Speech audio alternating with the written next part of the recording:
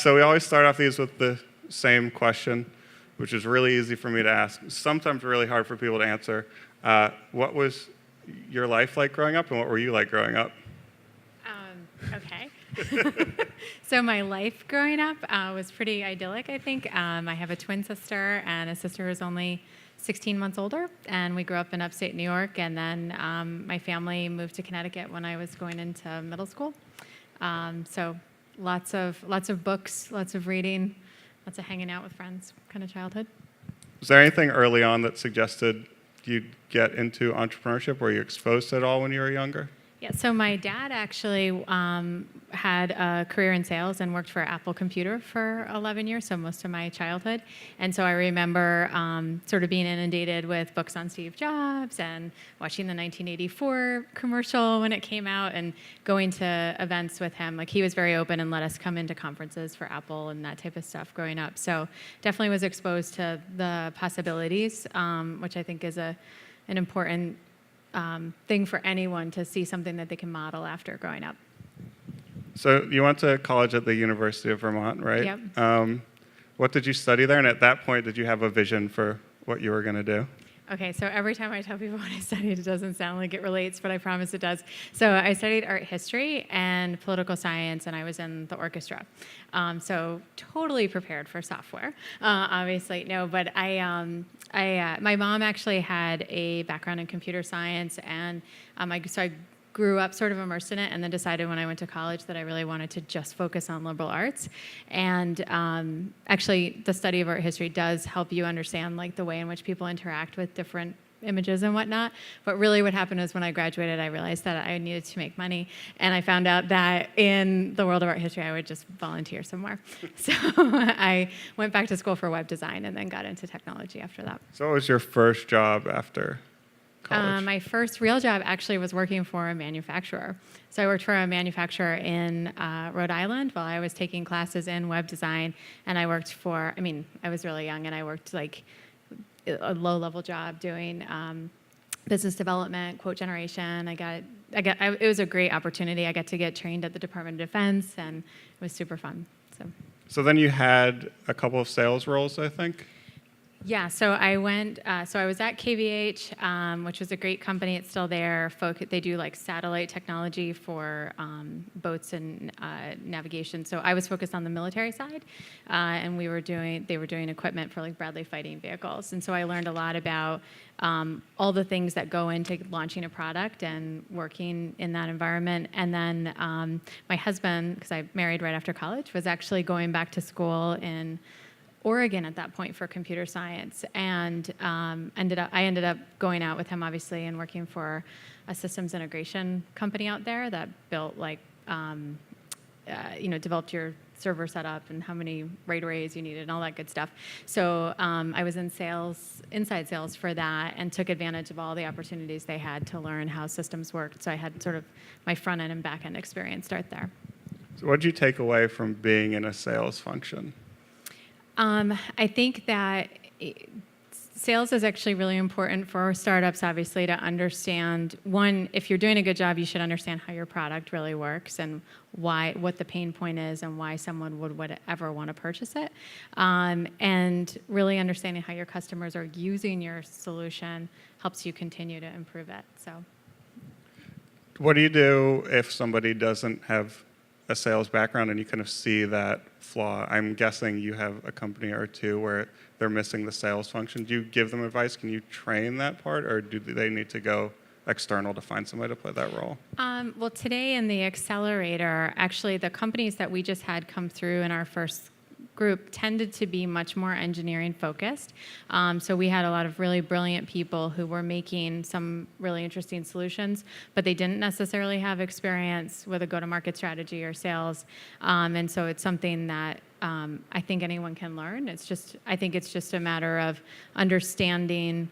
I like to think of it as what is the pain point you're solving versus the vitamin that you're trying to provide. And if you can find an actual pain point, you're more likely to get a sale, obviously. And if you can also think about who the person you're selling to has to sell to. So you might be engaged with a product person at a company, but who do they have to go pitch your solution to? Who is their boss? And so always thinking of the customer helps as you're thinking about how to sell.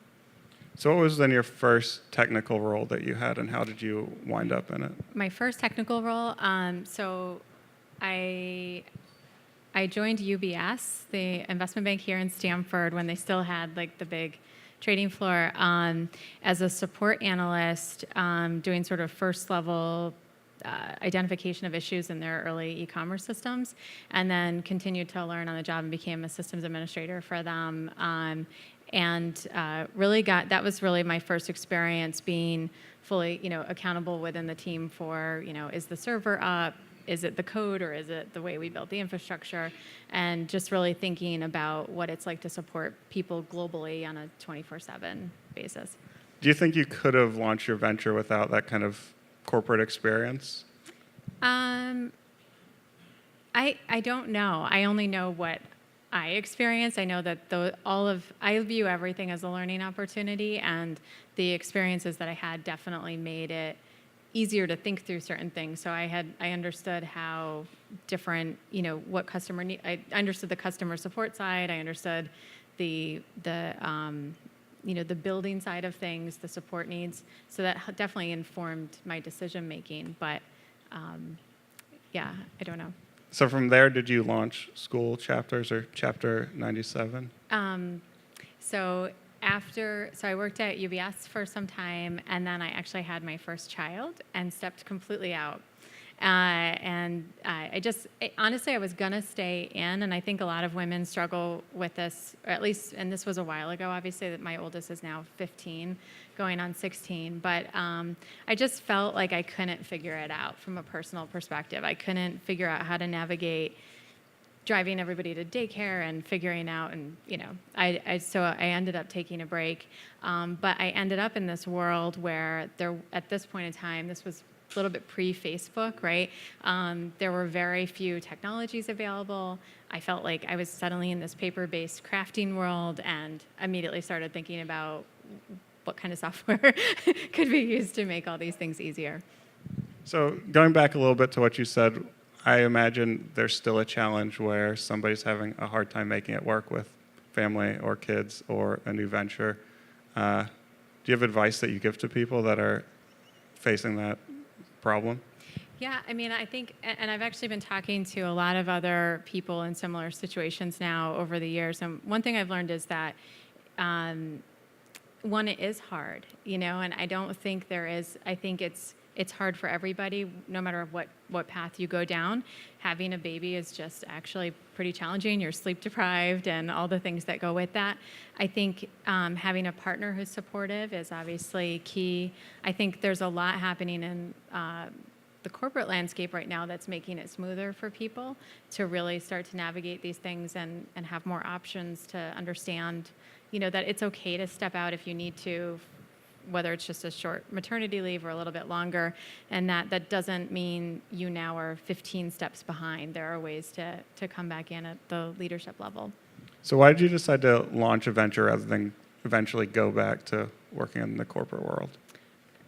Say that again? Why did you decide to launch your own venture rather than go back and work in the corporate world? I think because at the time I was launching it for real, it was sort of this new, for me, it was something big to learn. I had started reading, and coincidentally, I was just starting to read some of Paul Graham and some of Brad Feld, and thought, wow, you can start a company and you can raise capital. I actually wasn't familiar with that, the investment side of how things worked at that point. So my partner and I were doing research on it, and it just seemed like a really exciting thing to jump into. And it was good timing. It was like, early 2000s. So. What was your initial idea? So initially, this is the thing, like everybody pivots, and like I would pivot again if I could, I think, when I go back in time. But I started focused on building developmental baby books for, so you could track what was happening month by month and have it automatically convert to a print-on-demand book, which at the time seemed novel. This was like around I think Shutterfly was just coming out at that point or right around there. So like negotiated a contract with a supplier up in New York who could do on-demand books at that point, and really had a great run of it. And my husband actually was my co-founder. He was the CTO and primary developer of everything. But quickly realized that while we were gaining a loyal user base, I didn't have a solid understanding of how to convert a consumer user base at that point. So that's when I started to look for like other pain points in the market that could leverage similar technology solutions. When you say convert, do you mean convert to a paid customer? Yeah, so we were having signups after signups. We were giving them a lot of free ways to access it, and if I could go back in time, I think now I understand the tools and ways to do it more. But at that point in time, I didn't have a consumer background. Everything I had ever done had been more B2B, and I didn't have enough of a sense, I think, of how I could make it work. And so started looking at going to different conferences and trying to see where different opportunities might be, and came across some in the education space. So only on this stage you can go back in time and tell your past self what to do differently? What advice would you have given yourself? Well, I think it depends on if if the technology tools that I know of today were available then. I would have set up some digital marketing campaigns that were automated. I would have, been a little more patient, I think, on conversion, and created more ways to interact with my customer on a weekly basis. And those weren't things I was doing really well at that point. So then you started looking for a new idea. How did that idea come to be? Where did you get it? So I went to a number of different conferences to just sort of explore different things that were happening. By this point in time, my kids were older, and I was actually seeing how their development was being tracked in the school environment, and actually met a great person who was sort of an expert in the early childhood space, and she introduced me to some other folks, and really just started listening and listening to what some experts in the field were talking about, and found that there were a number of paper-based processes that they were trying to work on for accreditation, and that mattered for their funding. And when I looked at that process, it actually looked very similar to the process of tracking development month by month for a baby. How'd you know you should pivot? I don't think I knew that I should pivot. I thought I would, because keep in mind, it wasn't an expensive decision, because the software was there, so we're talking about sort of a reskin, a little bit of a change, and we could still keep the original software going at that point. So there wasn't a huge, if it was hardware, that would have been a big investment, but it wasn't with software. We were able to test the waters a bit. So we tested the waters, and I ended up building a relationship with a national organization, and basically the demand just started to come that I realized we might be onto something. So what point was the company in when you made that pivot? Had you raised money already? Did you have to get investors on board to make it? No, at that point we had like a very, very small amount of friends and family dollars engaged. I think it was like $20,000 total had been invested at that point. So there was no outside investor that we needed to go talk to at that point. When did you know you had to start looking externally for funding? So after we got a relationship with a national organization, that relationship, the way we set up the contract, basically notified their members that we were software they could use. And so we thought we were positioned to start to have an inbound lead generation system that we would need to be able to support. And that was around the time I realized that it was likely not going to be scalable to just have me providing the support and my husband working part-time on it. And that's when we started looking for funding. How did you go about finding funding? What did you find in Connecticut? What sort of people were most receptive? I went to a number of different, events like this one, just different events that were hosted in the area through the Connecticut Venture Group and different places, and just started going and networking and meeting with different folks. And I think Connecticut's actually a great place. There's not as many people, but the people I met were amazing and really interested in helping. So.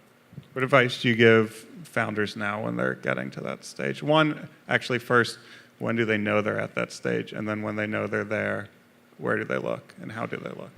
Well, I think that it's like anything else. If you can do it without raising institutional capital, obviously there's benefits to that. But the benefits of finding capital where you know you're going to get support, like for example, if you were to be accepted into Techstars, you receive up to $120,000 in funding. But it's more than the investment. You get access to the entire network. You get access to all the mentors and the other investors. So I would say, if you feel like you're at the point where you definitely need some capital in order to scale, and you're going to need to hire people and all that good stuff, try to find folks who might be able to invest who can also help your business. I think that's really the key. Is there a certain stage that a business gets to when you say, hey, let's really start throwing money at it? Does that have to be, we have a positive marginal profit on this? Or to some extent, is it more investor-led? Hey, if people believe in this and they're going to throw marketing money behind it, maybe we should all believe in it and take the money and spend it on marketing. Well, I can't speak for everyone, but from a Techstars perspective, we're primarily looking at the team. And we're stage agnostic, so there are companies that come into Techstars who are super early, and there are other companies that have come in after already raising capital. And we're looking at, is this a team that we believe is really going to go for it? Are they coachable? Are they open to ideas? It's not so much about the particular idea or the particular strategy that they have today, but their capacity to adjust and their capacity to be resilient. Do those people have traits in common? I think you obviously, as we're talking with folks and meeting people, you're looking for people that you can see are determined, that they're making traction, they're trying to make progress. And you have to be, you have to want to spend time with the person too, right? When you look at a team, do you want to see a certain balance of, hey, we have somebody that's focused externally, somebody that's focused on operations, sales, engineering? What sort of blend do you want, both when you're thinking about launching a software business and also a manufacturing business? So obviously, in a perfect world, you would see, the team completely fleshed out with, strategically aligned for each of those areas you were describing. We don't always see that, and we had some teams, for example, this year, who were actually operating pretty independently that we took because we really believed in them and what they were working on. So I think there's probably a perfect vision of a team out there, but I think to every rule there's an exception. Is there a certain stage a company needs to be at to apply to Techstars? No, not at all. I think we definitely are stage agnostic. So we've had companies that have come through Techstars with, little more than a working prototype and a strong team and an amazing idea. And we've had companies come through that already have raised several $1 million. For example, Sphero went through Techstars Accelerator.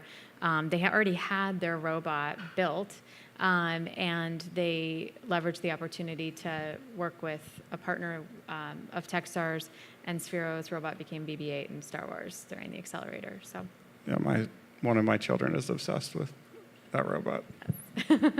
So going back a little bit, you took on a strategic investor among your investors. How do you reflect on that decision? Was it good to have a strategic investor? And then, how did that relationship develop into an acquisition?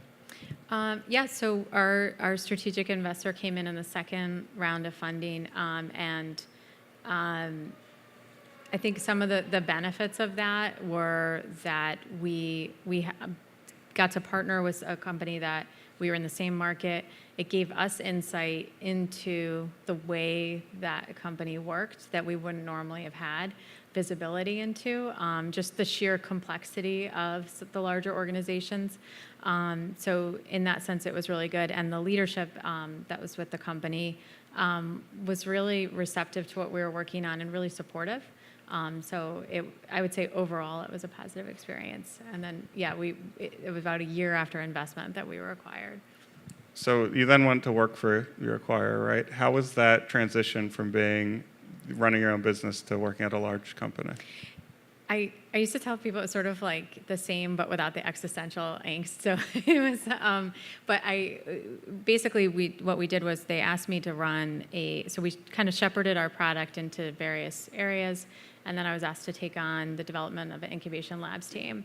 And so what we did was I built out a team that was basically the same size as the startup at that point, so fully functioning with marketing, technology, product capabilities. And then we were tapping into different areas of the business to understand different innovation projects we could work on. So I really got to actually run a mini startup within the larger organization, which was amazing. And then from there started, I think it was a year or 2 years later, I took on an aspect of their digital services entirely also. So how did it compare running an internal company startup versus external? What were the advantages and disadvantages? So, I mean, the advantages were that we were able to tap into the larger organization, like their corporate communications division for press and strategic communications, to the finance team to really make sure we were, working within the larger group in the way we wanted to. In some ways, it was the same. Depending on the project, you still had to go to present to the board of directors to get approval on it, which in that case became like the investor. So how did you end up getting involved with Techstars? So we're in 2018 now? Yep. So yeah, last winter, I forget exactly how it came across my desk, but I started talking with some of the folks and saw there was an opportunity in Hartford, and I spent 7 years living in West Hartford, and I love Connecticut, and thought it was absolutely amazing that Techstars was coming to Connecticut, and so I just started going down and having those conversations, and then one thing led to another, and I joined Techstars in February. What have been the challenges of launching in a city like Hartford, a state like Connecticut, which has a lot of strengths, but also doesn't have the same size scale as, say, if you were launching Techstars in Austin or Denver, or even a city like Atlanta? Well, I think some of the things that work to our advantage. So one, Hartford is only an hour and a half from Boston, and there are 2 accelerators that are Techstars accelerators running in Boston right now. There's the Techstars City program for Boston and the Techstars Air Force Accelerator. So before our program was up and running, I was able to really connect with those managing directors and really tap into their experience and what they had already done and hang out in their accelerators a lot. And then we're very fortunate to have Stanley Black & Decker as our corporate partner. They are very committed to the success of the program strategically, and they're also very committed to the success of Hartford and Connecticut more broadly. So we've just been really fortunate to be able to have someone whose interests are aligned and really make a go of it. During the program, we ran, obviously, all of our events were in Hartford, but we did take founders on field trips. Like, we went up to Boston and other places so they could, we're kind of looking at Connecticut as part of a larger ecosystem is how I'm thinking of it right now. So, what's your hope for kind of the legacy of the impact you can have at Techstars in Hartford? Because it's really big. It's very different than what we've had in the past in Connecticut. Well, I think what's interesting about this one is that it is focused on more advanced manufacturing. So in year 1, we focused on 10 companies who were building innovations in additive manufacturing or 3D printing. And for this coming year, we're going to focus half additive, half eco-friendly, sustainable packaging. So I think, one of the things that is interesting about that vertical and those 2 verticals is that Hartford has a legacy and a history in advanced manufacturing and in manufacturing. So we're not competing with, an area that might be more software focused or something along those lines. So I feel like we're able to attract people who actually are interested in that vertical, and that's pretty exciting. So we're going to do some community events this year too. So I'm not sure if this is a leading question or not, but how relevant is that to hiring? Because one of the things you hear from some entrepreneurs, but not all of them, is they have trouble hiring when they get a certain distance away from the big cities. Do you see that's not a problem because there's already a built-in base of talent? I think there's a bit of a built-in base of talent. There's also other companies like UTC and Pratt. So there's a bit of a network of advanced manufacturing organizations in the area, and I think what the companies are working on, the ones who are going to be ready to hire, they're working on some really amazing things that people will want to be a part of. So and the cost of living is so much lower in Hartford than in Boston or New York that. And the price of an engineer doesn't really go down. So I think it's a pretty big win. So kind of looking more generally back on your career, who have been your most important mentors and what role did they play in your career? I've been really lucky that I feel like every job I've had someone who has in some way been a mentor, and I try to give that back now as I'm out there. Obviously, in my earliest years, my mom was an amazing mentor. My sister, who was a year ahead of me, was a mentor. But even simple things, people can be a mentor and not even realize that they're, we talk a lot about go find a mentor, and sometimes that means engage in a long-term relationship with someone and really, have a cadence of meetings. But someone can be a mentor to you by simply giving you a piece of advice. Like my first job, there was a woman at the company I worked for who was looking at my resume because I was going to apply for something else, and she gave me some really simple advice on, you don't need to. I had put on my resume that I reported to someone who was important, and I thought that was incredibly important that I reported to someone who was important. And her advice was that's not what matters. Focus on what you did, and that advice stayed with me. And she probably has no idea that I considered her a mentor, right? So. Thank you. Yeah, thanks.